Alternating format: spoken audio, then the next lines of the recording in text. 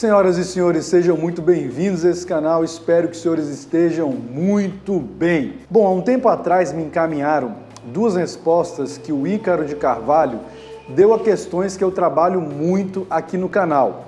A questão da hipergamia das mulheres e a questão da poliginia, ou do porquê o homem trairia ou teria uma tendência a trair mais do que a mulher. Esse vídeo é interessante porque ele vai deixar muito claro porque, em última análise, o meu pensamento também não se coaduna com o pensamento conservador clássico, que assim como o pensamento cristão contemporâneo, também foi cooptado pelo romantismo. Eu até, inclusive, acredito que esse Ícaro seja cristão também, embora a resposta dele tenha tido um cunho meio cristão e meio conservador, ele também me parece ser alguém cristão. De qualquer forma, não o conheço, até porque esse universo de coach, mentoria, não faz parte da minha vida, mas me parece que ele também é um cara cristão. Então vai ser interessante para fazer uma clara distinção entre aquilo que eu entendo que é o pensamento bíblico, pautado em uma leitura do Evangelho, e aquilo que é o pensamento cristão moderno ou contemporâneo e o pensamento conservador. Por que que não há compatibilidade? Então, como eu costumo dizer aqui no canal,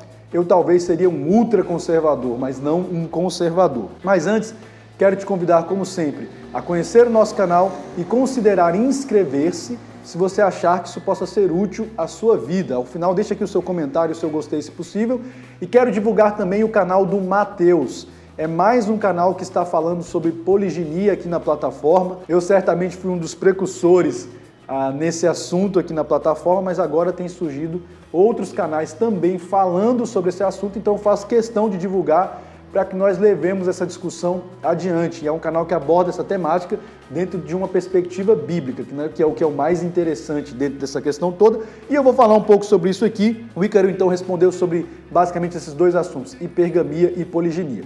A primeira pergunta que havia sido feita para ele, eu vou ler aqui a pergunta e a resposta dele também, foi a seguinte: Red Pill, mulher tende à hipergamia, pulando de galho em galho, para o homem com mais poder e status. Aí a resposta dele: isso é só mais um erro enorme de observação dessa geração. Vou contar uma história bem tosca, bem hiperbólica, para ilustrar que essas afirmações Red Pill são erros parciais. Então aqui ao menos ele reconhece, né, que são erros parciais, não vem com aquele ímpeto que geralmente os conservadores mais tradicionalistas vêm para cima da filosofia Red Pill, que nem analisam o que ela quer dizer na essência e já criticam, né? Então ele pelo menos foi mais moderado aqui. Imagine que a partir de hoje um governo central instituísse que todos nós consumiríamos 7.000 calorias por dia. Esquece o motivo, foque só na linha de raciocínio tosca mesmo. Em pouco tempo todos nós estaríamos obesos, com exceção dos atletas e de um minúsculo percentual de sortudos genéticos.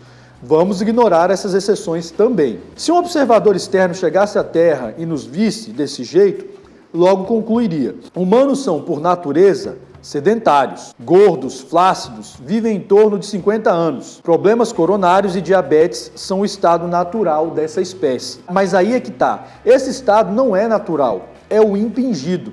De 1850 para frente, tudo que fazemos é desacralizar toda e qualquer relação humana. Cada aspecto da nossa vida vai convertendo ao materialismo, à dissolução dos valores, ao sumiço religioso, à relativização da família, à extinção da beleza, das virtudes, do que é certo e errado. Aí você olha para essas mulheres de agora, vítimas de um número incontável de conjunturas, e conclui: elas são todas interesseiras, só querem carro e vida boa. Esse não é o estado natural da mulher. Isso é uma questão problemática, a gente vai ver isso na sequência. Se o fosse, não teríamos chegado até aqui. O estado natural da mulher é o cuidado, o serviço e a maternidade. Só vivemos uma alucinação coletiva triste, acredite. Nada do que vivemos hoje é natural. E aí eu já vou ler logo a segunda pergunta e a resposta, porque eu quero abordar essa questão como um todo. Porque a essência do que eu vou falar aqui serve tanto para essa primeira pergunta como para essa segunda aqui. Por que os homens têm mais disposição a atrair do que as mulheres? Foi a pergunta feita. A resposta dele: 1 milhão de anos de evolução que nos aponta biologicamente, hormonalmente e, por fim, biologia e hormônios nos apontam mentalmente, ou seja, psicologicamente, para o comportamento poligâmico, mais especificamente do homem. Eu acredito que ele está falando aqui e eu concordo 100% com isso. Sem Deus, e aqui começa a questão problemática, O homem de hoje em dia não tem a menor chance. Ele não se sujeita aos mesmos desafios que sujeitava um lavrador, um servo de gleba do século XII, exposto a 200 dias santos por ano. Alimentado, ateu, num casamento sem qualquer sacralidade, sem rotina espiritual, sem confissão e comunhão, sem filhos, criando animais como parentes, suplementado e com 1000 de testosterona aos 40 anos, nenhum casamento durará. Sem Deus, o homem cai de 4. Sem a consciência da imortalidade de seus votos, acho que seria isso, sem a consciência da fraqueza da carne, da natureza corrompida da alma, sem a clareza expressa de que o salário do pecado é a morte, a imensa maioria dos casamentos serão dissolvidos. Mulheres serão traídas e abandonadas. O estado geral do homem é o retorno à poligamia. A gente vai ver porque isso é problemático. Aos cultos, aos prazeres pagãos e à esterilidade. As poucas crianças que passarem pela barreira do anticoncepcional e da vasectomia, da baixa contagem dos espermatozoides e das gravidezes em idade avançada, serão abortadas em alguma clínica chique. Pois bem, senhores, então como eu falei, são questões que eu trato muito aqui no canal, por isso que eu achei interessante abordá-las aqui. Uma das questões que eu trato muito é exatamente a questão da poliginia e também essa questão da filosofia Red Pill, com a qual eu concordo em boa parte, exatamente porque a filosofia Red Pill, ela espelha até certo ponto um aspecto da natureza humana, tanto masculina como feminina, que é bastante concebida pelo cristianismo. Então o cristianismo, ele espelha até certo ponto esse aspecto da filosofia Red Pill, que hoje a realidade para a maioria nega, né? A maioria nega essa realidade, mas que vem muito explícito nessa ideia do cristianismo, espelhada na filosofia Red Pill, ou o contrário, na filosofia Red Pill espelhada nessa ideia do evangelho, de que nós seres humanos possuímos um aspecto sagrado, um aspecto divino, oriundo então da nossa origem divina, do fôlego da própria divindade que então nos inspirou e nos criou, e ao mesmo tempo nós também somos possuidores de uma natureza caída, de uma natureza corrompida, que é capaz de, comportamentos atrozes, reprováveis e que certamente pode nos conduzir à perdição total nessa vida. E qual que é o grande problema então do pensamento cristão contemporâneo que foi cooptado pelo pensamento romântico e do próprio pensamento conservador que também foi cooptado pelo pensamento romântico? É exatamente negar que exista na natureza humana um estado de neutralidade que pode ser, então, utilizado dentro do aspecto sagrado, como pode ser utilizado dentro do aspecto profano.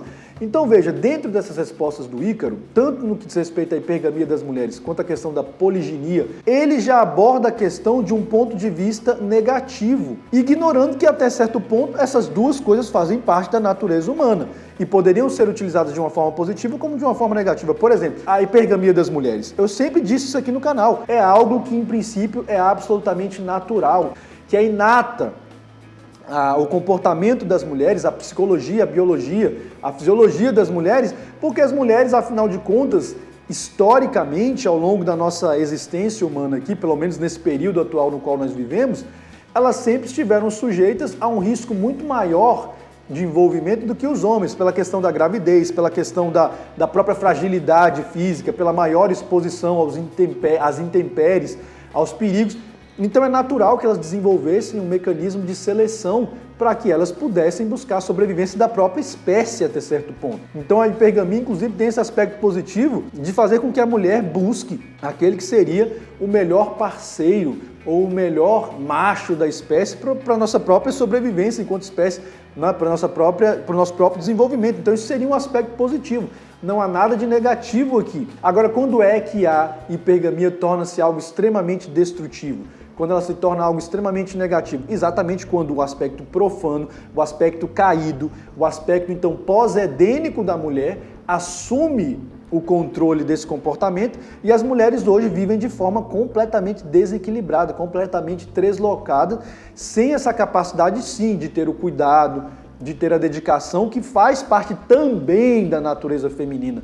Mas o grande problema é que os cristãos atuais e os conservadores, eles ignoram que também exista um aspecto de mácula do pecado, de queda, de corrupção e de depravação que também existe na natureza feminina. Mas isso não é por conta do que aconteceu de 1850 para cá, como talvez muitos conservadores queiram colocar culpas exclusivamente no feminismo, etc. Não, de fato, como eu sempre digo no canal, o feminismo cooptou as mulheres porque elas são emocionalmente mais instáveis, então elas cederam muito mais essa ideia de revanchismo de uma sociedade patriarcal e machista que sempre as oprimiu, quando na verdade nós sabemos que os homens sempre protegeram as mulheres historicamente, em sua maioria. Claro que abusos existiram, desvios, mas nunca foram a regra. Então a hipergamia, ela é algo relativamente natural, a gente tem que entender isso. Não é simplesmente uma coisa que aconteceu assim por um desvio. Assim como não foi só de 1850 para cá com o feminismo que a natureza das mulheres se corrompeu, mas sim com a queda, aquele evento que é ali ilustrado pelas escrituras no Éden. Então a queda fez com que a corrupção também passasse a fazer parte da natureza das mulheres. Então a hipergamia, que pode ter uma utilização nobre, também pode ter uma utilização extremamente corrompida.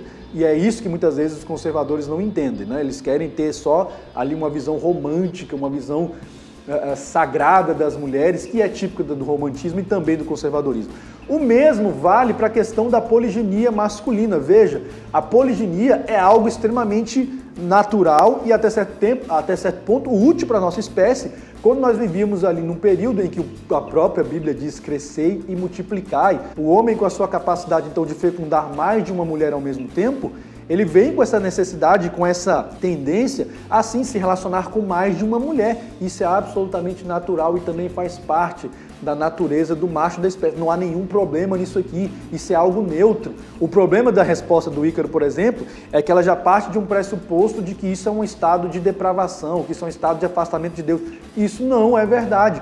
A poliginia, assim como a hipergamia, ela pode escambar para um aspecto positivo, como pode escambar para um aspecto negativo. Qual que seria o aspecto negativo, então, da poliginia hoje? Exatamente o que ele respondeu: adultério, traição, fornicação, enfim, amantismo, prostituição. Todos esses aspectos são aspectos, então, dessa tendência poligínica masculina deturpada e depravada pelo pecado e pela corrupção. Por outro lado, quando é que a poliginia, então, pode ter uma validade, uma utilidade, ser algo útil tanto para o homem como para a sociedade como um todo?